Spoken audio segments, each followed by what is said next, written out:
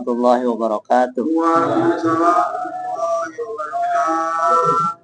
Alhamdulillahirabbil alamin wa bihi nasta'in ala umuri dunya waddin.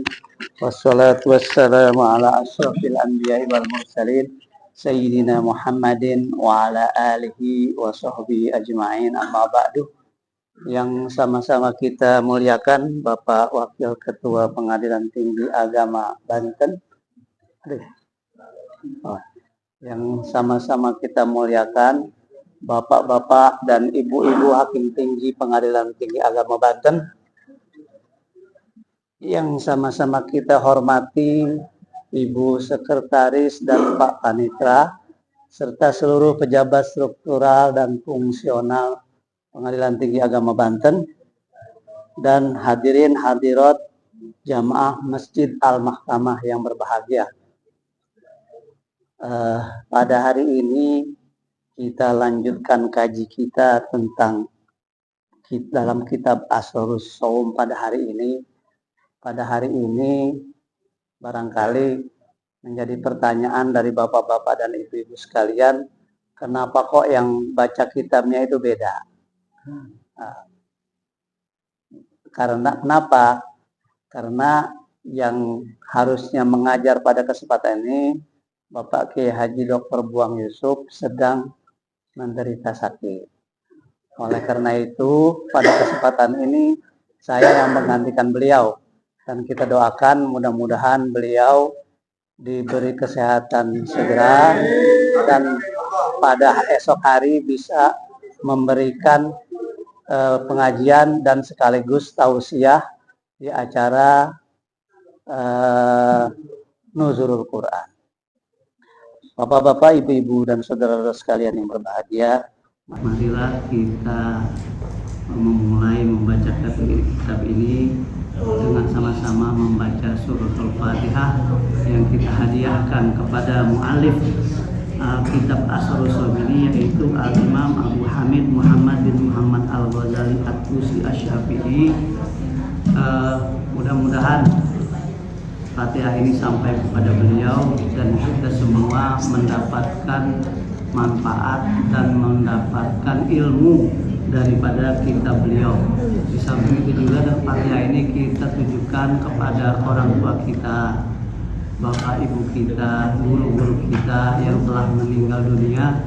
Mudah-mudahan Allah Subhanahu wa taala mengampuni, dan juga kepada orang tua kita yang masih hidup, mudah-mudahan diberi kesehatan, diberikan keberkahan, diberikan kekuatan dalam melakukan ibadah Ramadan, dan juga kita hadiahkan khusus kepada guru kita Kiai Haji Dr. Buang Yusuf agar supaya Allah Subhanahu wa taala memberikan kesehatan seperti semula.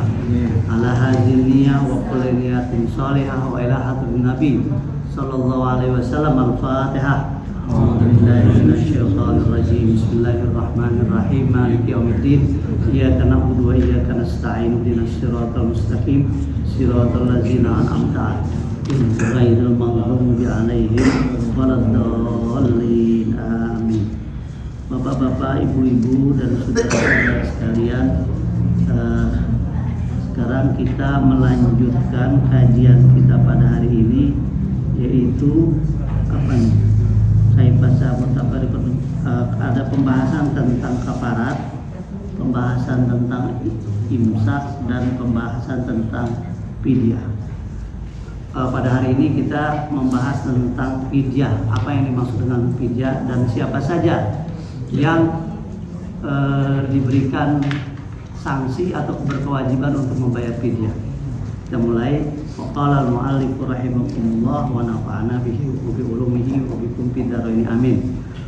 Wa ammal fidyatu, adapun fidyah, fatajibu alal hamili wal murdi'i iza aftarata khaufan ala walidaihima.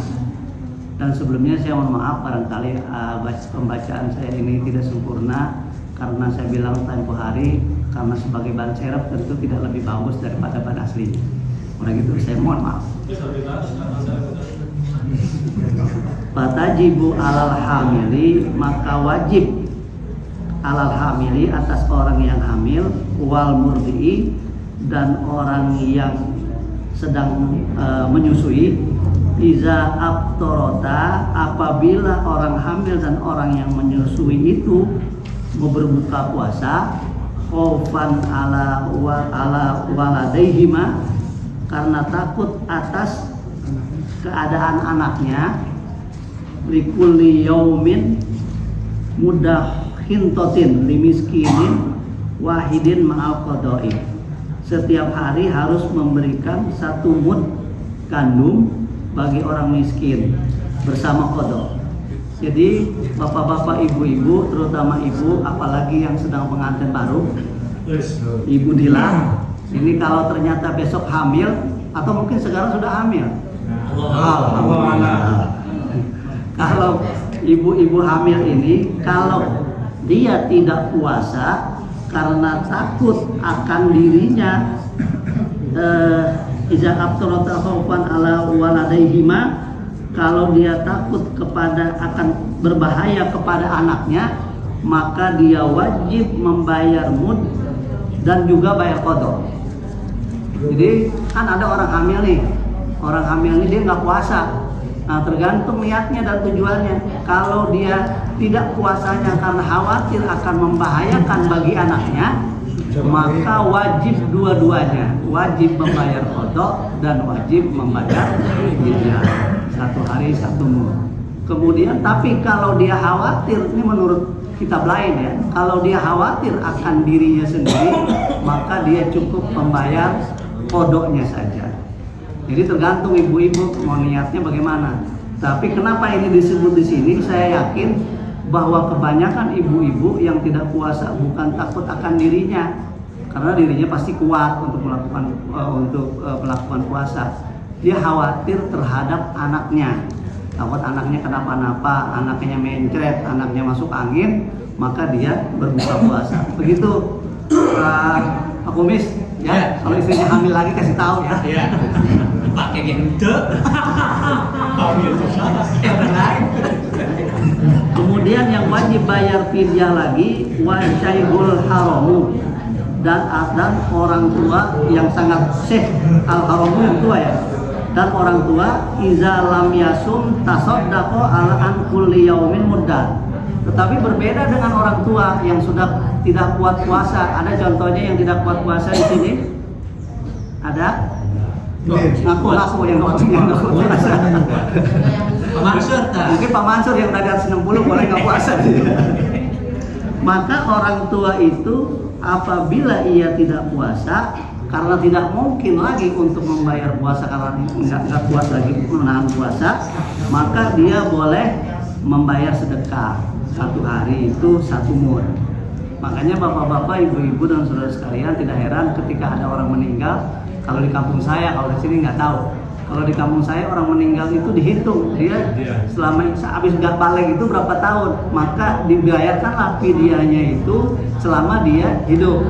Dihitung dia puasanya udah berapa tahun, mana tahu ada yang meninggalkan puasa, maka dibayarkanlah fidyahnya pada saat itu. Meskipun orang itu pada masa hidupnya berpuasa, tapi karena kekhawatiran, kehati-hatian dari orang tua kita dulu, di samping maksudnya untuk bersedekah. Apalagi kalau jelas-jelas tidak puasa. Kalau tidak puasa harus wajib membayar fidyah bagi orang tua. Baik, kita lanjutkan. Wa ammas sunanu fasitun. Kalau kemarin kita udah bicara banyak-banyak tujuannya puasa, manfaatnya puasa, wajibnya puasa, larangan puasa, maka selanjutnya kita akan bicara masalah sunat-sunat berpuasa. Ada berapa macam ibadah amalan sunnah selama berpuasa? Ternyata di dalam kitab ini dikatakan ada 6 perkara. Yang pertama, takhirus sahur, mengakhirkan sahur. Jadi kalau bapak-bapak mau mendapatkan pahalanya sunnah berpuasa, sahurnya udah mendekati waktu subuh. Nah, 4:30 boleh atau kira-kira cukup waktu. Karena sekarang kan subuhnya ini jam 5 kurang 20. Maka 4:30 kata Pak Mansur masih boleh. Tapi kalau dia khawatir tidak cukup waktu, ya di sebelumnya. Tapi tidak disarankan buka sahur itu jam 2 malam, jangan, apalagi jam 10. Boleh saja sebetulnya, saya malas bangun besok jam 10 aja saya sahurnya boleh. Tapi nggak dapat sunnah puasa, yaitu ia mendapatkan pahala sunnah puasa, yaitu mengakhirkan sahur. Itu yang pertama. Yang kedua, wa ta'jilul fitri bitamari awil ma'i qabla shalah. Yang kedua ini menyegerakan berbuka puasa baik dengan kurma atau dengan air sebelum sholat. Jadi bapak-bapak, ibu-ibu, walaupun lagi bawa mobil, yang pulang kayak Pak Muktadin, Pak Kumis, itu harus sedia tuh di mobil kurma atau gelas aqua. Ketika sudah maghrib cepet minum, itu dapat pahala puasanya. Jangan nanti aja sekalian, jangan, nggak boleh. Dan tidak boleh diganti dengan menelan ludah, nggak boleh. Nggak dapat pahala itu. Oh kadang ini ludah aja ditelan, nggak dapat pahala. Kemudian itu yang kedua. Kemudian yang ketiga, watarkus siwaki ba'da zawal, meninggalkan bersiwak setelah tergelincirnya matahari.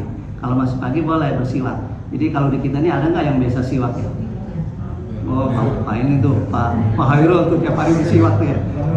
Jadi siwak itu ternyata juga sunnah, tapi dia tidak boleh setelah tergelincir matahari. Karena apa? Karena kalau setelah tergelincir matahari katanya makruh hukumnya. Karena kita tidak bersiwak, maka kita ganti dengan gosok gigi. Nah, gosok gigi jangan setelah jam 12. Gosok giginya pagi-pagi. Kalau perlu subuh-subuh, sebelum maghrib, sebelum subuh, sebelum imsak, kita udah gosok gigi. Ini bersiwak penting, Pak. Kenapa kita disunatkan gosok gigi? Karena orang berpuasa katanya bau mulutnya. Walaupun kata hadis Nabi, baunya orang yang berpuasa itu lebih harum dari rihul miski, ya, dari wanginya kasturi. Tapi itu di sisi Allah. Allah yang mungkin menyiumnya itu wangi, tapi kalau manusia menyiumnya tidak wangi.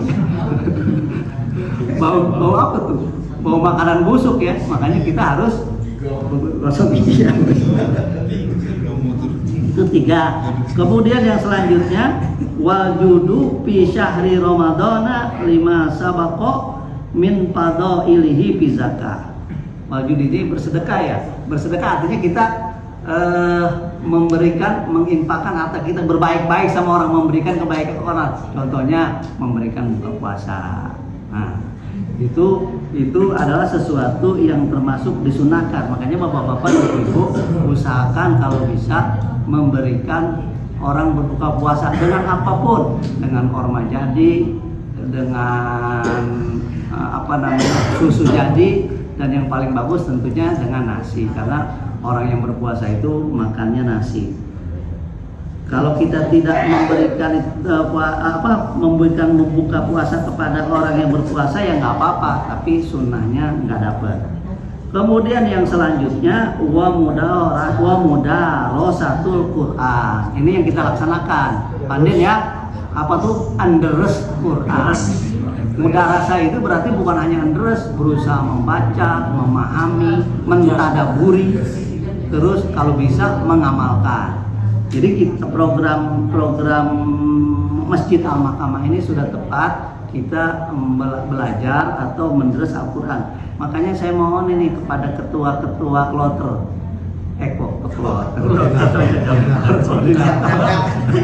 karena udah musim haji ingatnya ketua kloter.